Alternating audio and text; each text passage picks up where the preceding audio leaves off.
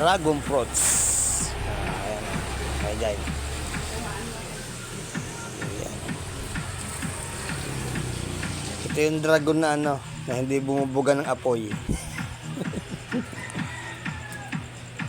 Ayun ang nabuga ng apoy. Pera. Hindi. Alam, ang prutas yan.